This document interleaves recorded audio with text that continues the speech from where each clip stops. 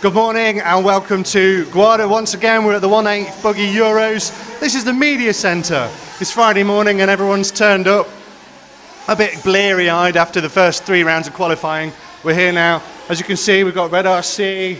We've got over in the background, very important man. It's Mr Carlos Gomez, just in front of the EFRA banner. He's making sure everything's all right, everything's running to standard. Phil's here now. If any man can tell us about 1/8 Buggy, it's got to be the guys from neobuggy.net. We've been checking up with them all week. You've been here. Phil, how you doing? Yeah, very good, very good. You've been here all week. Can you just talk us through where we're at with the event at the moment?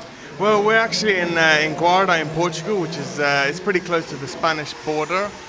We're about at 1,000 meters elevation, and at the start of the week it was pretty hot, and now it's cooled down a little bit as we get towards the finals day.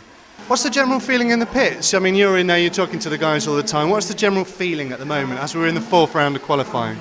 The general feeling, I guess, the main talking point all week's always been the track. The warm-up, it deteriorated quite a lot, and then the last 2 weeks the organisers have done a fantastic job to the track, but also fixing it every morning. But the general feeling is the track's slowed down a little bit since the first qualifier. And also the track, over the course of one lap, the grip changes are huge. You know, you've got concrete corners, you've got slick chicane section, and then also the rollers, the jumps, which are really, really loose. Now, it's an interesting question. There's lots of adjustments that the drivers can make in terms of tyres. Are they controlled tyre, or is they can just choose from a pool of tyres? What other sort of adjustments can they make? I mean, in terms of tyres, it's completely open. You choose what you want to run, and some people run for companies, so I mean, they have to run those tyres, but they usually pick the best one. In terms of adjustments, I mean, there's a wealth of options. You can diff oil and shock oils are probably the big ones, and I mean, clutch setup is really important here, just because of some of the drivers are talking about the vagueness of their cars, and I think that's to do with, I mean, both the track, but also the clutch setups, stuff like that. Okay. Last night we met the top 3 so far, with 4th round of qualification, as I say. Who do you think the other guys are to look out for that are going to fill those top spots? I mean, yeah, I think I see Yannick as the clear favourite this far. I mean, he's driving very well.